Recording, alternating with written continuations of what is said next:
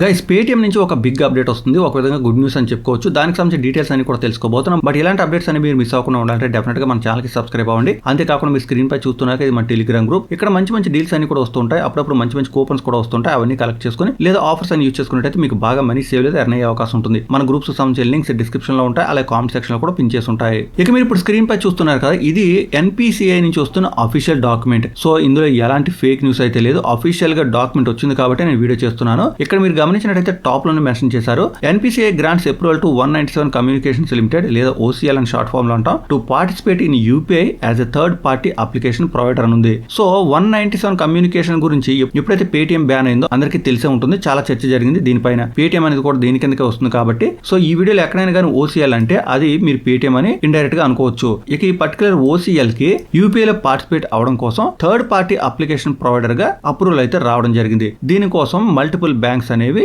OCL తో కలిపి పనిచేయనున్నాయన్నమాట. ఇదే డాక్యుమెంట్ లో మనకి మరికొన్ని డీటెయిల్స్ ఇచ్చారు. 4 banks, axis bank, HDFC bank, state bank of India, S bank, ఈ 4 కూడా కలిపి PSP గా అంటే పేమెంట్ సిస్టమ్ ప్రొవైడర్ గా పనిచేయనున్న ఈ OCL కి లేదా పేటిఎం కి. ఇక ఇది మాత్రమే కాదు, S బ్యాంక్ వచ్చేసరికి S bank shall also be acting as a merchant acquiring bank for existing and new UPI merchants for OCL అని ఉంది. సో పేటిఎం లో ఎవరైనా కానీ కొత్తగా జాయిన్ అవ్వాలి అనుకుంటే ఆ పర్టికులర్ ట్రాన్సాక్షన్స్ అన్ని కూడా త్రూ S బ్యాంక్ జరుగుతాయి అనమాట. ఇక్కడ మీరు చూడొచ్చు, acquiring bank for existing and new UPI merchants అని ఉంది.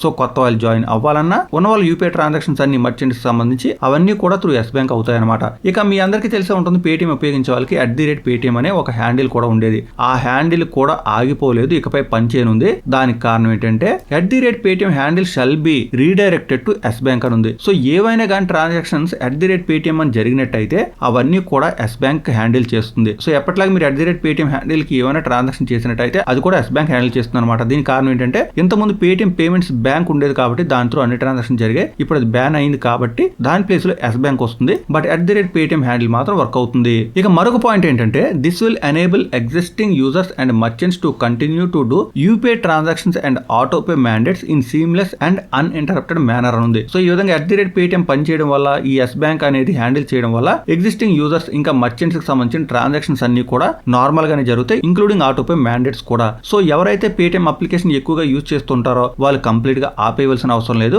కొన్ని అయితే బ్యాన్ అయ్యాయి, including Paytm payments bank, wallet, ఇంకా ఫాస్టాగ్, ఇలా కొన్ని అయితే మాత్రం బ్యాన్ అవడం జరిగింది. బట్ UPI ట్రాన్సాక్షన్స్ అనేవి మాత్రం మీరు ఫోన్ పే, జీపేలు ఎలా చేస్తారో అలాగే ఇకపై పేటిఎం లో కూడా చేయొచ్చు.